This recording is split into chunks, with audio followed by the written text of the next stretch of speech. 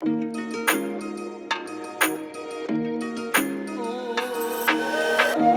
Hey guys, welcome to my YouTube channel, welcome to इन्फ्रो सक्वियस। आज हमारे पास है अपनी TVS रेडर 125 और आज हम आपको 10 डेज़ ओनरशिप रिव्यू देने वाले हैं इस बाइक का। तो मैं बता देना चाहता हूँ कि इस बाइक की अभी तक फर्स्ट सर्विस नहीं हुई है। ये देखिए, मैंने अभी तक सिर्फ 329 किलोमीटर ही चलाया है, तो अभी तक फर्स्ट सर्विस नहीं हुई है। तो जो भी मैं आपको इस वीडियो में बताने वाला हूँ वो सब सिर्फ 10 दिन का है और फर्स्ट सर्विस नहीं हुई है। तो चलिए शुरू करते हैं।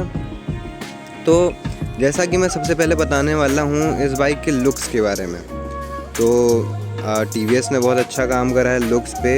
125 सीसी सेगमेंट में KTM ड्यूक 125 को अगर हटा दें तो इतने अच्छे लुक्स किसी और बाइक के नहीं हैं फिर। और KTM ड्यूक 125 अगर प्राइस रेंज से कंपेयर करेंगे तो फिर वो 125 सेगमेंट में आने लायक भी नहीं है। और जैसा मैं आपको पूरा दिखा दूं तो इसका जो टेल लाइट वगैरह है तो वो सब बहुत अच्छा बना रखा है। मैं कि खोल के दिखा देता हूँ। बाइक का टेल लाइट वगैरह बहुत प्यारा बना रखा है, तो पीछे से रात में बहुत अच्छी लगती है बाइक। और साइड वगैरह एकदम जो एरोडायनामिक्स कट्स वगैरह दे रखे हैं वो सब बहुत अच्छे हैं। और यहाँ पे आपको डिस्प्ले भी बहुत अच्छा मिलता है बाइक का, तो राइडिंग एक्सपीरियंस आपका अच्छा होता है बाइक में। फ्रंट में जो आपको ये DRLs दे रखे हैं इन्होंने, जो हमेशा चलते रहते हैं, ये बहुत अच्छे लगते हैं। पास लाइट नीचे जलती है, इंजन स्टार्ट करके जलती है वो। तो दूर से देखने में बाइक आपको बहुत बड़ी लगती है, 125 सीसी लगती नहीं है। और इस बाइक पे कहीं बैजिंग भी नहीं है 125 की, सिर्फ यहाँ पे आपको रेडर देखने को मिलता है और इंजन पे आपको TVS देखने को मिलता है। और यहाँ पे उनका जो TVS का लोगो है हॉर्स, वही यहाँ पे दे रखा है दोनों साइड में। और जैसा कि मैं आपको बताना चाहता हूँ, इसका जो टैंक है वो यहाँ पे दे रखा है, आपको प्लास्टिक या फाइबर बोल सकते हैं। और यहाँ पे आपको ये कार्बन फाइबर फिनिश, सिर्फ फिनिश है, बाकी ये है तो प्लास्टिक ही। तो ये पहले तो नहीं अच्छा लगता था, लेकिन बाइक जैसे आप यूज़ करेंगे तो वो अच्छा लगने लगता है। TVS रेडर 125 में आपको यहाँ पे टैंक के ऊपर USB चार्जिंग भी मिल जाता है, तो ये अच्छी चीज़ है। अगर आप यहाँ पे अपना फ़ोन होल्डर लगाते हैं या अपना फ़ोन जेब में भी रखते हैं तो चार्जिंग हो जाती है। तो लॉन्ग ट्रिप्स के लिए जिनको चाहिए वो ले सकते हैं। और इस बाइक की जो टैंक कैपेसिटी है वो है 10 लीटर, जो कि कंपनी क्लेम करती है, लेकिन मैंने ऑटो कट तक इसमें फ्यूल फिल कराया तो लगभग 8.5 लीटर्स के अराउंड इसमें पेट्रोल आया था और ऑटो कट हो गया था। और जैसा कि आप यहाँ पे टैंक पे यहाँ पे देख पा रहे होंगे, E20 की बैजिंग लगी है बाइक पे। तो ये बाइक E20 पे फ्यूल से चल सकती है और इसका इंजन जो है वो E20 कंप्लाइंट है। तो आप कभी फ्यूचर में अगर E20 वाले पेट्रोल्स आते हैं, जो कि अब आने भी लगे हैं, तो वो डलाएंगे तो भी बाइक चलेगी बहुत अच्छे से, कोई दिक्कत नहीं आएगी। और यहाँ पे TVS की बैजिंग दे रखी है। यहाँ पे साइड में आपको रेडर की बैजिंग मिल जाती है हल्की सी क्रोम फिनिश में। और यहाँ पे पीछे भी है, यहाँ पे पीछे वैसे सिर्फ यहाँ पे एक स्टिकर दे रखा है। अगर मैं इसको अनरैप करूँ आपके सामने तो यहाँ पे TVS दे रखा है। और राइट साइड में भी यही सेम चीज़ दे रखी है क्रोम फिनिश में। यहाँ पे इंजन के कवर के ऊपर TVS लिखा हुआ है। और यहाँ पे आपको TVS का आइकन मिल जाता है, जो कि बहुत पुराना उनका हॉर्स आइकन है। और यहाँ पे आपको बाइक में मिल जाता है एक TVS इंटेलिगो का साइन।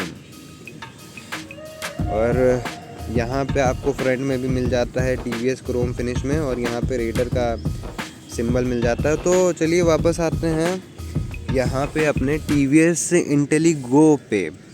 तो मैं इसको भी यहाँ पे आप लोगों के सामने रैप करता हूँ।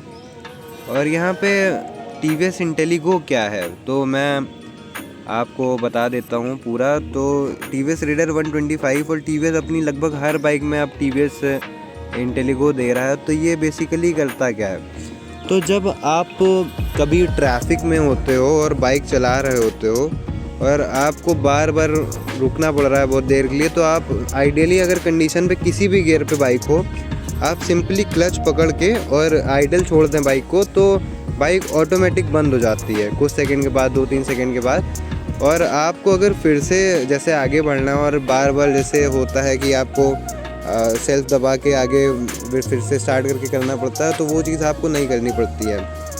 आप सिंपली क्लच पकड़ लिए और क्लच पकड़ के आप हल्का सा एक्सेलरेट करेंगे तो बाइक ऑटोमेटिक स्टार्ट होके आगे बढ़ने लगेगी। तो आपको बार बार सेल्फ दबाना नहीं पड़ेगा। तो ये TVS इंटेलिगो ये काम करता है और ऑटोमेटिक स्विच ऑफ कर देता है जैसे कि मैंने बताया, ऑटोमेटिक इंजन ऑफ कर देता है जैसे मैंने बताया। इस बाइक में आपको ऑटो स्टैंड कट ऑफ मिल जाता है। तो अगर आप अगर आप बाइक चला रहे हो और गलती से आपने स्टैंड लगा दिया तो बाइक ऑटो कट हो जाती है और इंजन बंद हो जाता है। तो ये एक सेफ्टी फीचर है जो कि अच्छी चीज़ है। भले ही इन लोगों ने ABS नहीं दिया है जो कि मेजर सेफ्टी फीचर है, लेकिन फिर भी अब इस सेगमेंट की बाइक से क्या ही कह सकते हैं, क्योंकि TVS ने बहुत अच्छा काम कर रखा है इस बाइक पे। और आपको यहाँ पे चेन मिल जाती है एकदम ओपन, तो आपको इसमें लुब्रिकेंट वगैरह का खर्चा बहुत आएगा, चेन गंदी बहुत होगी, तो आपको चेन का भी ध्यान रखना पड़ेगा। और अब अगर बात करें इसके टायर के बारे में, तो TVS इसमें आगे पीछे दोनों ही ट्यूबलेस टायर्स देती है। और TVS अपने खुद के टायर यहाँ पे दे रही है, TVS टायर जो कि बैजिंग दे रखी है उन लोगों ने। तो आगे पीछे सेम टायर हैं और ट्यूबलेस टायर हैं और टायर प्रोफाइल चेंज है आगे पीछे। इस बाइक में आपको जो रियर वाला सस्पेंशन है वो ऐसे सेंटर सस्पेंशन दे रखा है, तो एकदम सेंटर में है। बाकी ऐसे ज़्यादातर बाइक्स में यहाँ पे ऐसे 2 लगे होते हैं साइड में। और अब अगर बात करें इसके फुट पैक के बारे में, तो यहाँ पे देखिए राइडर वाले फुट पैक यहाँ पे ऑटो रिफोल्ड वाले हैं। तो ये अच्छी चीज़ है, अगर बाई चांस कभी चलाते वक्त आपके फुट पैक बंद हो जाते हैं, ऑटोमेटिक खुल जाते हैं, तो कोई दिक्कत वाली बात नहीं है। और जो रेयर वाले हैं फुट पैक, तो वो एक सेटिस्फैक्ट्री क्लिक के साथ आते हैं, तो वो अच्छी चीज़ है। और इस बाइक में अगर आप जब गियर चेंज करते हो तो उसमें भी एक सेटिस्फैक्ट्री क्लिक है, जैसा कि आप सुन पा रहे होंगे, तो वो भी अच्छी चीज़ है। TVS Raider 125 के जो आपको यहाँ पे सारे बटन्स मिल जाते हैं पास वगैरह के, ये सब बटन्स की क्वालिटी बहुत अच्छी है। आपको मतलब बहुत हल्के से नहीं फील होंगे, लाइट नहीं फील होंगे।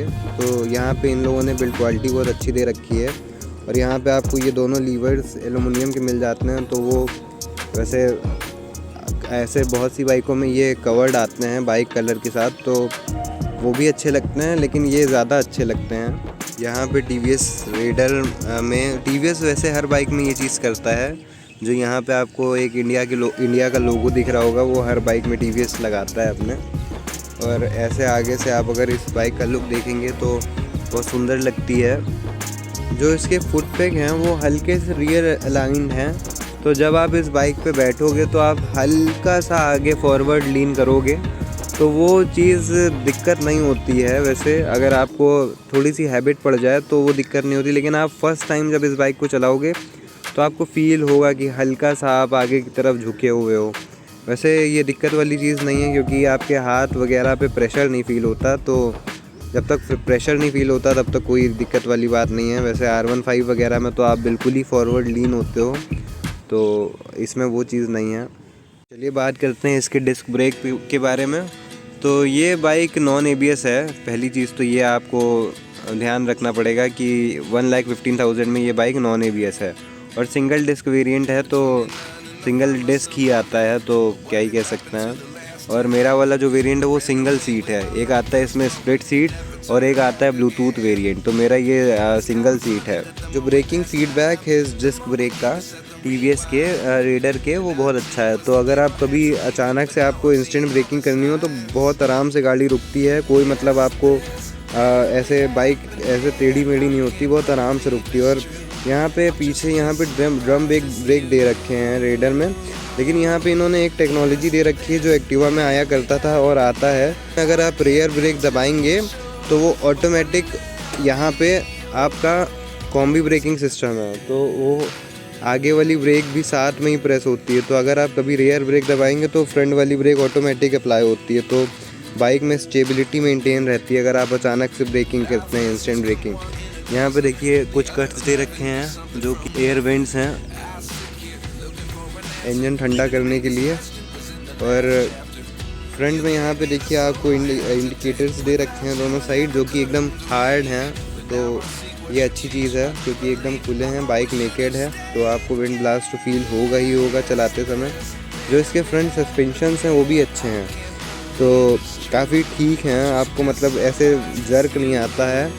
और जो इसके रियर सस्पेंशन है वो थोड़े से हार्ड साइड पे हैं, जो तो आप कॉर्नरिंग वगैरह अगर आप करते हो इस बाइक पे तो आराम से हो जाती है। यहाँ पे TVS रेडर 125 में आपको पीछे यहाँ पे एक की लगाने के लिए जगह मिल रही होगी, तो यहाँ पे आप अपनी की लगा के और ये सीट को पूरा उठा पाएंगे। तो यहाँ पे आपको सीट में थोड़ी सी जगह दे रखी है जहाँ पे आपकी टूल किट और मेडिकिट वगैरह सब रखी हुई है।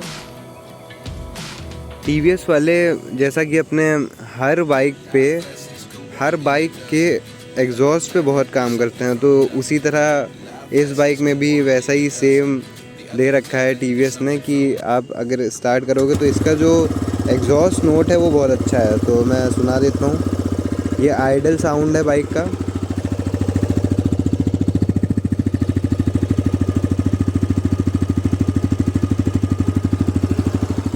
और अब मैं थोड़ा सा रेफ करके सुना देता हूँ।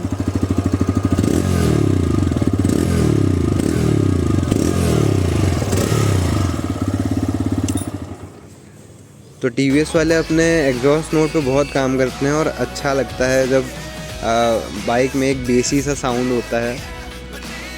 इस बाइक में मुझे एक कमी लगी जो कि वैसे सिंगल सीट वेरिएंट में ही शायद है, जो स्प्लिट सीट वेरिएंट आता है उसमें शायद नहीं है ये दिक्कत।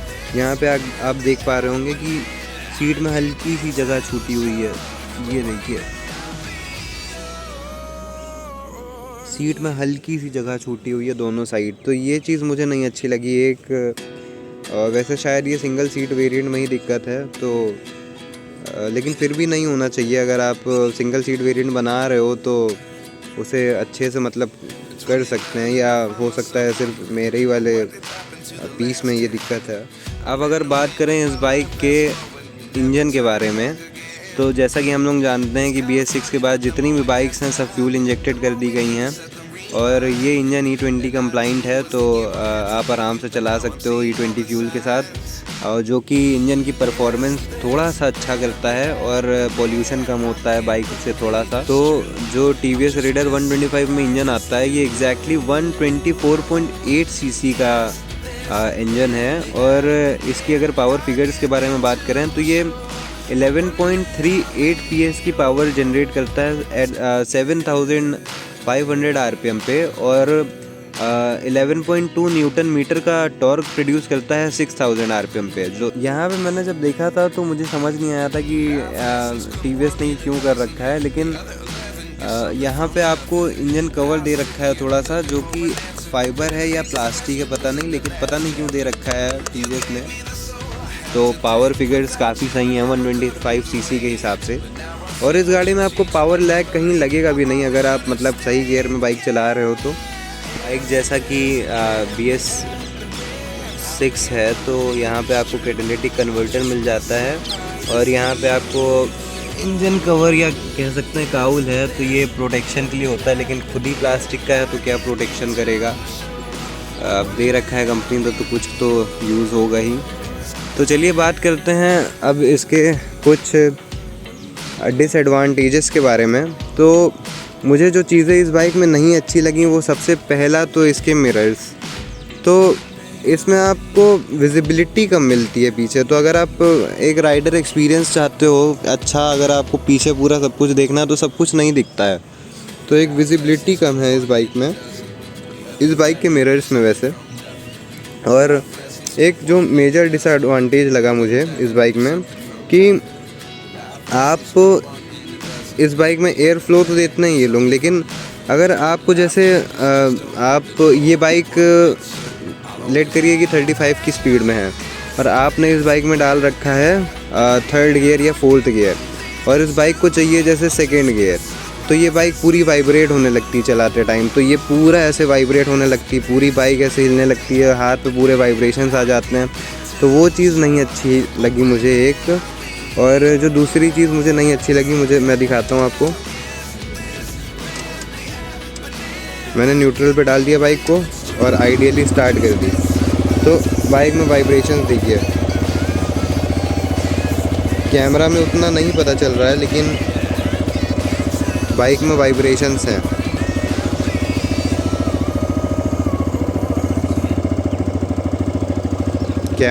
कैमरा जस्टिफाई नहीं कर पा रहा उस चीज़ को, लेकिन बाइक में वाइब्रेशंस हैं।